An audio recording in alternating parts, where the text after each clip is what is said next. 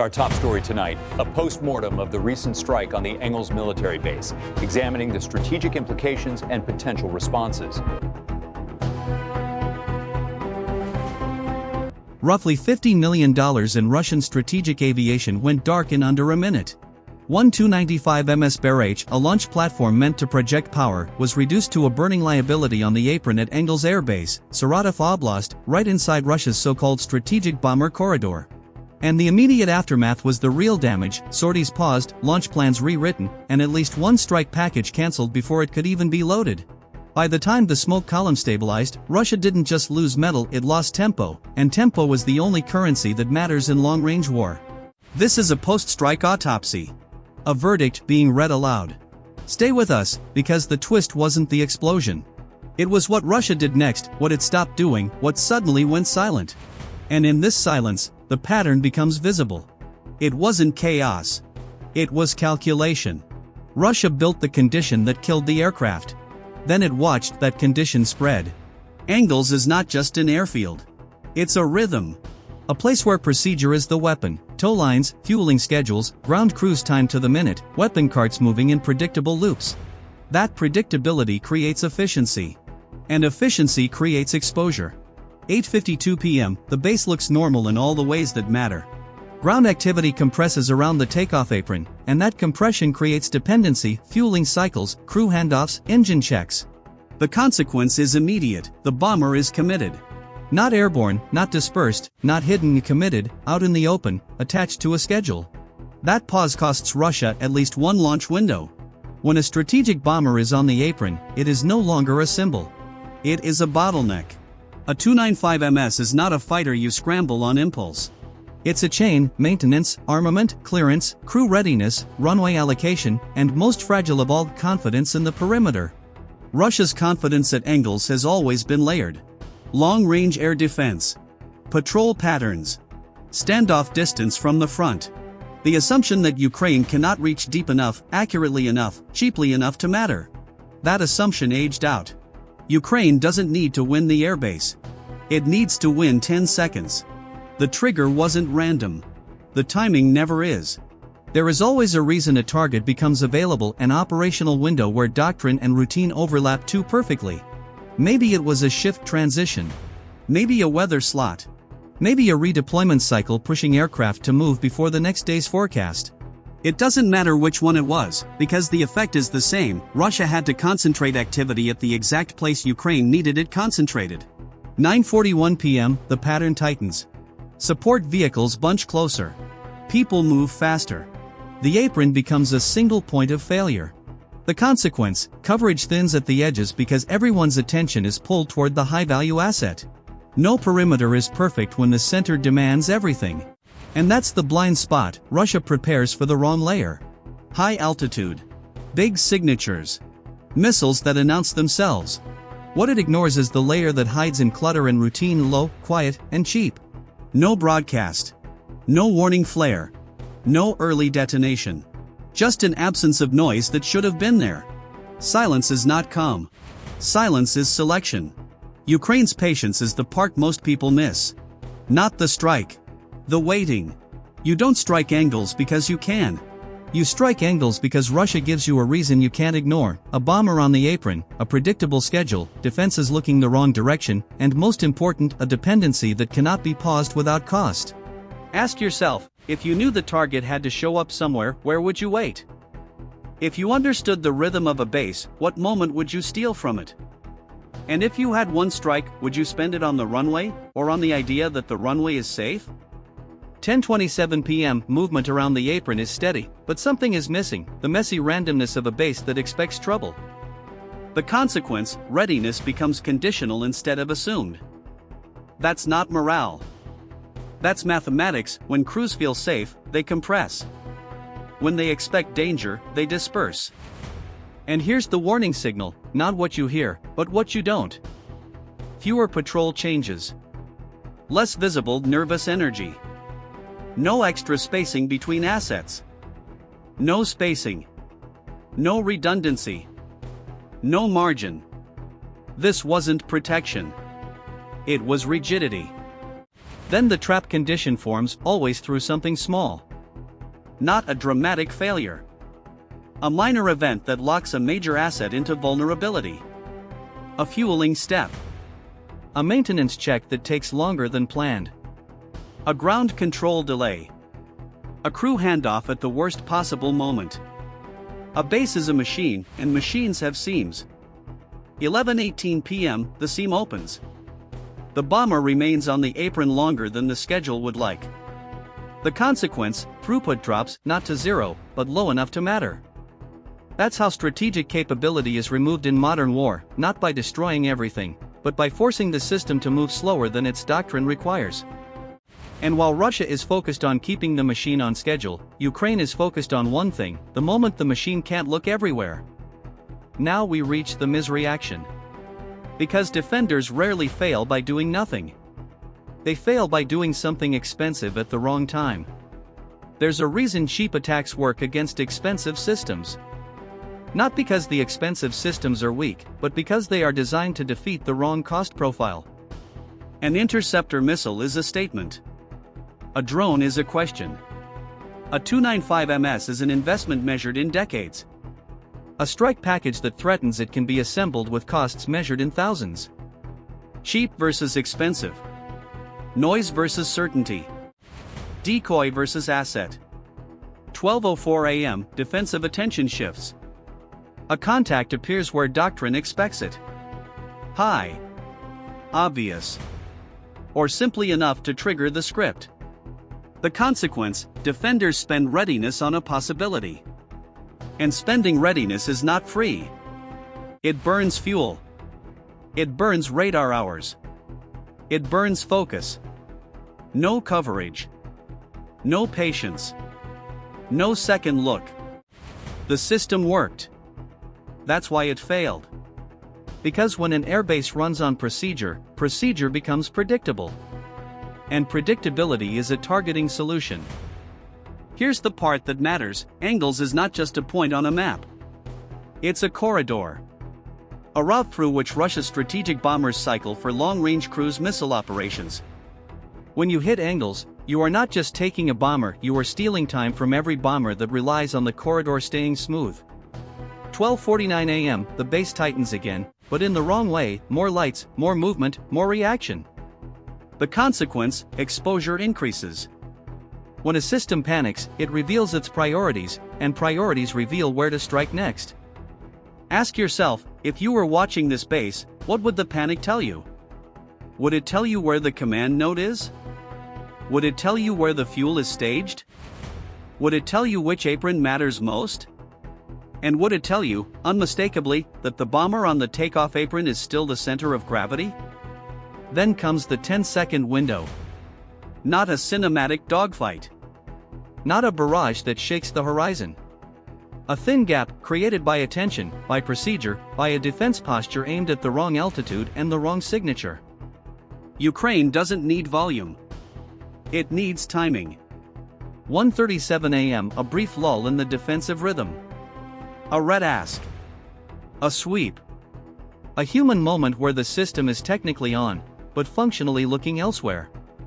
The consequence, a gap opens in coverage, and a bomber on the apron becomes an unarmored target in a world where precision is cheap. No wide formation. No sustained attack. No drawn-out exchange. Just a clean intrusion into the seam. 1:38 a.m., contact becomes impact.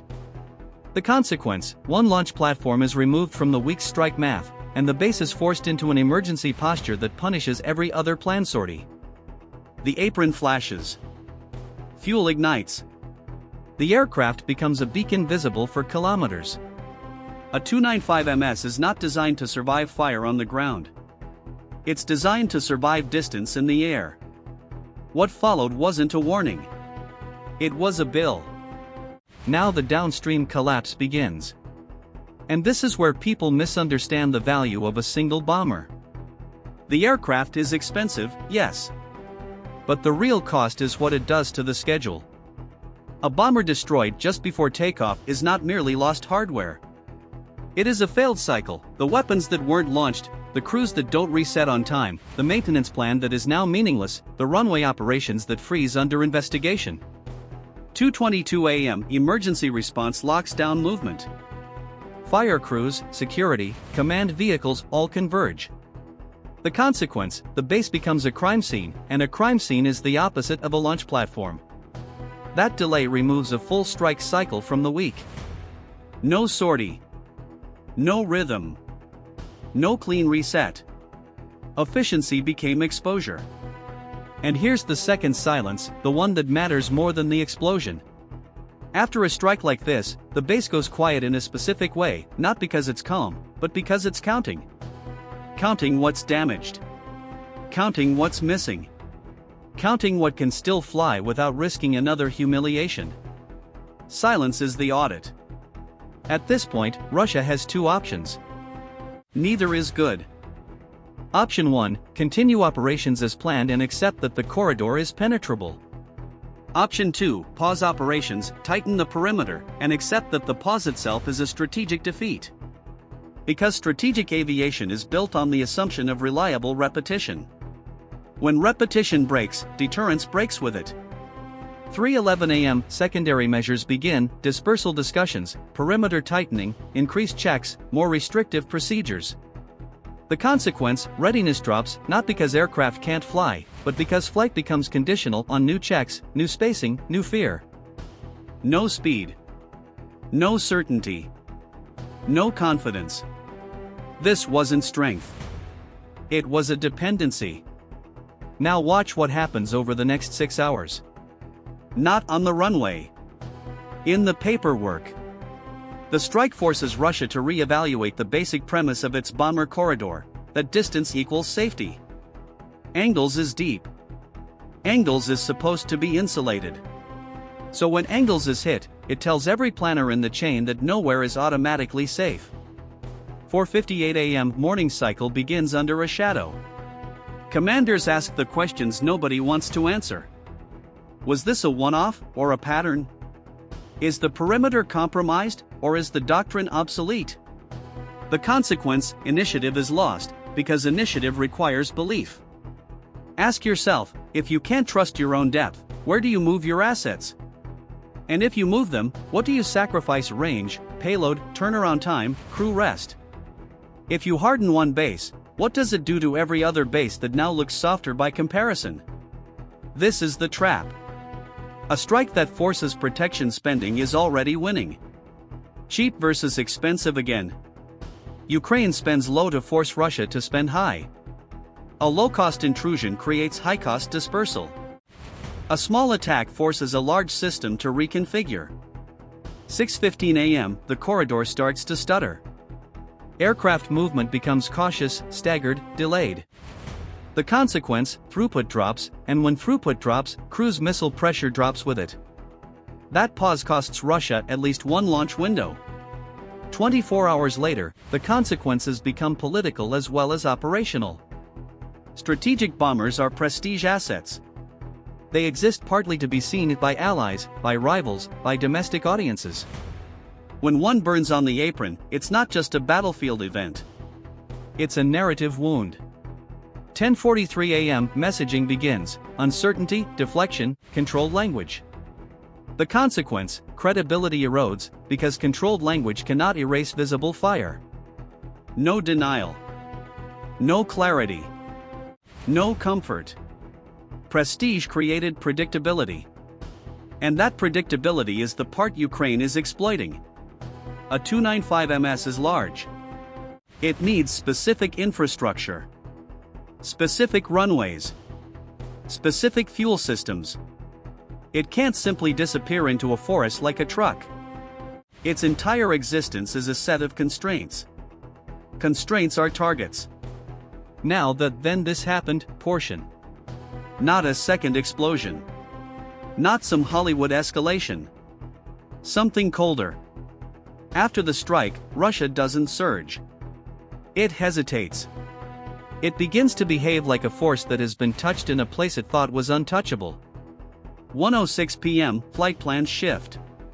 Timelines slip. The airbase posture turns inward. The consequence, Russia loses options, because the corridor can no longer be assumed stable enough for tight sequencing. And here is the third silence, the warning signal that intelligence analysts look for. Not the loud reaction. The missing reaction. No rapid show of force launch to prove nothing changed. No immediate visible return to routine. No quick restoration of normal tempo. No normal. No routine. No confidence. That absence is the real alarm. Because when a strategic system refuses to demonstrate continuity, it is admitting discontinuity. This wasn't recovery. It was containment. 72 hours out, the damage continues to compound. Not because the bomber is still burning by then the fire is out, but because the lesson is now embedded in procedure. More spacing between aircraft. More checkpoints for vehicles. More time between fueling and taxi. More radar discipline. More false alarms treated as real. Every measure is rational. Every measure costs time. For 32 p.m., new routines harden. The base becomes slower, heavier, more cautious. The consequence, tempo is stolen permanently, not in one night, but in every night that follows. That delay removes a full strike cycle from the week. No surge. No momentum. No clean projection. Efficiency became exposure. And here's the humiliation Russia can't message away. A strategic bomber corridor that must operate like a nervous frontline strip is no longer strategic. It's reactive. Let's strip this down to the core structure: confidence, dependency, collapse. Confidence, Russia believes depth equals safety. Dependency, it builds a corridor where certain bases must carry the load, where certain aircraft must cycle through predictable stages. Collapse, Ukraine attacks the stage, not the symbol. That is modern warfare. Not winning by matching strength. Winning by forcing the enemy to keep paying for the same assumption until the assumption breaks.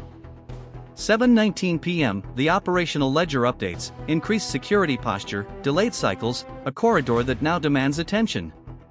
The consequence, initiative shifts, because Ukraine has proven it can impose timing on a system built to impose timing on others. No free launch window. No guaranteed safety. No uninterrupted schedule. From that point forward, Russia wasn't choosing when to strike. It was waiting to be ready again. So what's the takeaway? Strategic aviation looks invincible until you measure it by the right metric. Not by total aircraft count. Not by theoretical payload.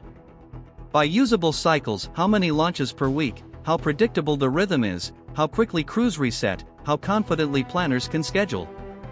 Once that rhythm is interrupted, strategic power becomes strategic burden.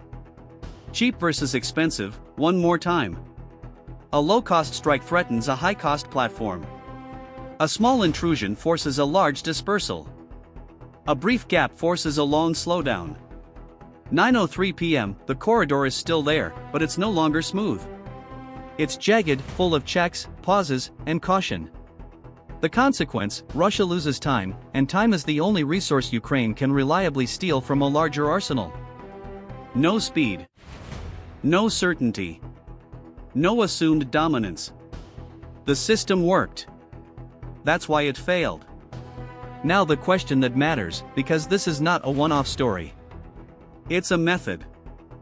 If Engels can be pressured, what else can be pressured? If a Tu-95MS can be caught on the apron, what other safe moments exist in the Russian strike machine?